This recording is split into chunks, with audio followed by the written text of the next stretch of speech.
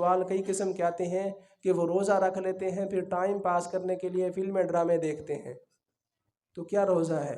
قرآن نے کہا ہے یا ایھا الذین آمنوا کتب علیکم الصیام کما کتب علی الذین من قبلکم لعلکم تتقون، ہم نے جو تم پر روزے فرض کیے ہیں تمہیں بھوکا پیاسا رکھنے کے لیے فرض نہیں کیے۔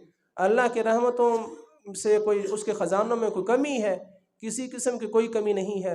جو سارا سال تمہیں کھانے کے لیے عطا فرما رہا ہے، رمضان میں اس سے کہیں زیادہ کھانے کے لیے عطا فرماتا ہے، لیکن تمہیں صرف چیک کرتا ہے کہ تم اپنے لیے تقوی کو حاصل کرنے کی کوشش کرتے ہو یا نہیں۔ تو روزے کا مقصد ہرگز یہ نہیں ہے کہ روزہ رکھیں پھر گناہوں میں مصروف رہیں، ٹائم پاس کرنے کے لیے فلمیں دیکھیں، ڈرامے دیکھیں، سوشل میڈیا میں مصروف رہیں، تو یہ روزہ جو یوں سمجھیں کہ مردہ روزہ ہے۔ یہ جسم تو ہے، روح نہیں ہے، یہ پرندہ تو ہے لیکن پر نہیں ہے، اور یہ جسم تو ہے، ایمان نہیں ہے۔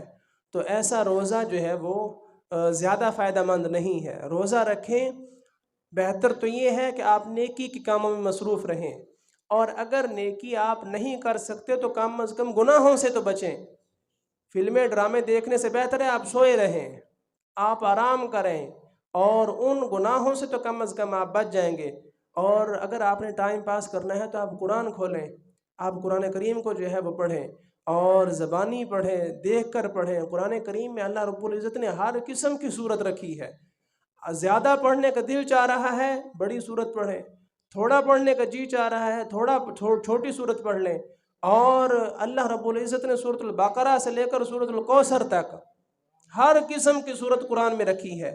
آپ کا جتنا دل چاہتا ہے، جتنا ٹائم ہے، جتنا وقت ہے، جتنا آسانی کے ساتھ ہو سکتا ہے قرآن کریم پڑھیں۔ قرآن نے بھی ہمیں یہی کہا ہے فَاقْرَؤْا مَا تَيَسَّرَ مِنَ الْقُرْآنِ، قرآن کریم پڑھا کرو جتنا تم سے جو ہے وہ آسانی کے ساتھ ہو سکے۔ وہ لازم نہیں ہے کہ آپ کو نیند آ رہی ہو یا کوئی ضروری کام ہو اور آپ جو ہے وہ قرآن کریم ہی پڑھتے رہیں اور بوجھل دل کے ساتھ پڑھتے رہیں، نہیں، خوش دلی کے ساتھ پڑھیں، اور سکون حاصل کرنے کے لیے، اللہ کی رحمتوں کو سمیٹنے کے لیے جو ہے وہ پڑھیں۔ جتنا ہو سکے قرآن کریم کو پڑھیں۔